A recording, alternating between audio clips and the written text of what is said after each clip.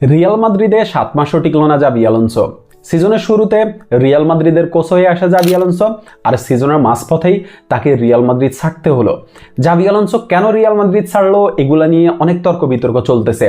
তবে আমার কাছে যেটা মনে হয় যে রিয়াল মাদ্রিদের একজন প্লেয়ার হিসেবে জাভি আলোনসো যেটুকু সম্মান অর্জন করছিলেন গত 7 মাসে, রিয়াল মাদ্রিদের একজন কোচ হিসাবে জাভি আলোনসোকে তার সিটে ফোটা সম্মানও দেখানো হয় নাই। রিয়াল মাদ্রিদের প্লেয়াররা জাভি আলোনসোকে কোনো প্রকার রেসপেক্ট করতো না এবং জাভি আলোনসোর কোনো কমান্ড আসলে রিয়াল মাদ্রিদের প্লেয়াররা মানতে চাইতো না। জাভি আলোনসো রিয়াল মাদ্রিদের ড্রেসিং রুমটা কন্ট্রোল করতে পারেন নাই। সবকিছু মিলিয়ে জাভি আলোনসো রিয়াল মাদ্রিদ ছাড়তেই হলো। এখন জাভি আলোনসো স্বেচ্ছায় রিয়াল মাদ্রিদ ছাড়ছে নাকি তাকে স্যাক করা হয়েছে, এগুলা নিয়ে অনেক আলোচনা সমালোচনা হইতেছে। তবে আমাদের আলোচনা কিন্তু সে জায়গায় না। আমাদের আলোচনা হচ্ছে রিয়াল মাদ্রিদে একজন আর্জেন্টাইন প্লেয়ার আছে, ফ্রাঙ্কো মাস্তান্তুয়ানো, যে হচ্ছে জাভি আলোনসোর প্রজেক্টের উপরে ভরসা করে, জাভি আলোনসোর প্ল্যানের উপরে ভরসা করে মাত্র 18 বছর বয়সেই রিয়াল মাদ্রিদে আসছে। এখন তার আসলে ফিউচার কি? সে কি রিয়াল মাদ্রিদে থাকলে ভালো হবে নাকি রিয়াল মাদ্রিদ ছাড়াটা তার জন্য উত্তম হবে? শুরুতে আসলে কিছু কথা বলতে চাই, সেটা হচ্ছে জাভি আলোনসো কিন্তু রিয়াল মাদ্রিদে একটা লম্বা প্রজেক্ট হাতে নিয়ে আসছিল।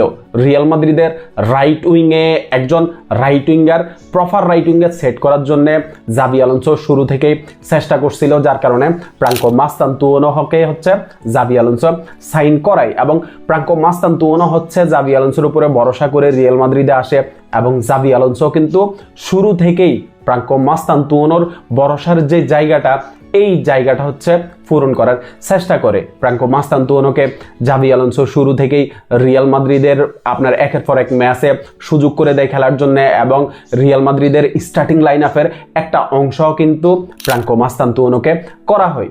যদিও ওইভাবে আসলে ফ্রাঙ্কো মাস্তান্তুয়ানো নিজেকে মেলে ধরতে পারে নাই, ওইভাবে ফ্রাঙ্কো মাস্তান্তুয়ানো শাইন করতে পারে নাই। এখানে কেন আসলে ফ্রাঙ্কো মাস্তান্তুয়ানো শাইন করতে পারে নাই, কয়েকটা ব্যাপার আছে। এই ব্যাপারগুলো নিয়ে আলোচনা করতে গেলে আসলে ভিডিওটা অনেক লম্বা হয়ে যাবে।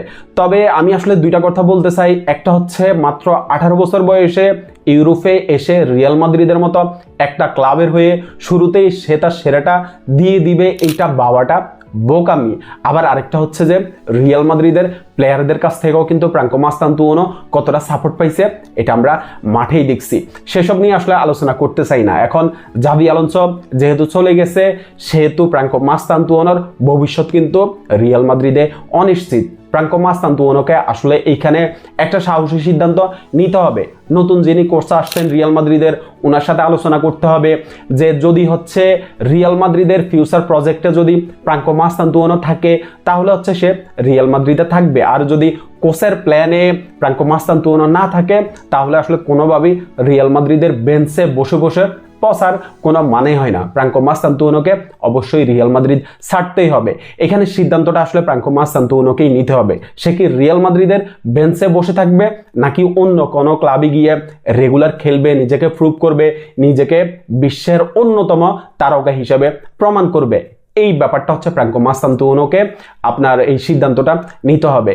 তবে একটা সময় বলতে কয়েক মাস আগেও কিন্তু ফ্রাঙ্কো মাস্তান্তুয়ানোকে ভাবা হইতো যে সে আর্জেন্টিনার 2026 বিশ্বকাপের স্কোয়াডে থাকবে।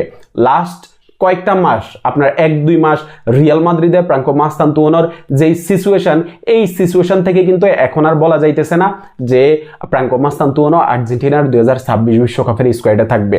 এটা এখন পুরোপুরি অনিশ্চিত হয়ে পড়ছে।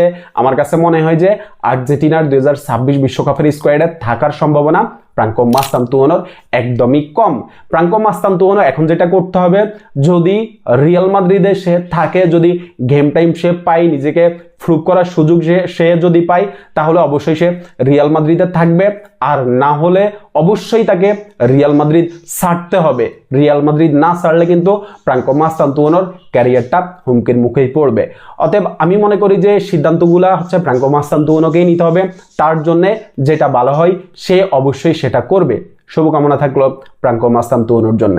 ধন্যবাদ সবাইকে।